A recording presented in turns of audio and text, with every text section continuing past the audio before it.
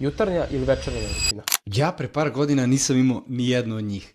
I ono s čim sam ja krenuo je jutarnja rutina, odnosno nameštanje kreveta. Slušao sam jednog američkog generala u jednom YouTube videu gde je rekao: namestite svako jutro krevet.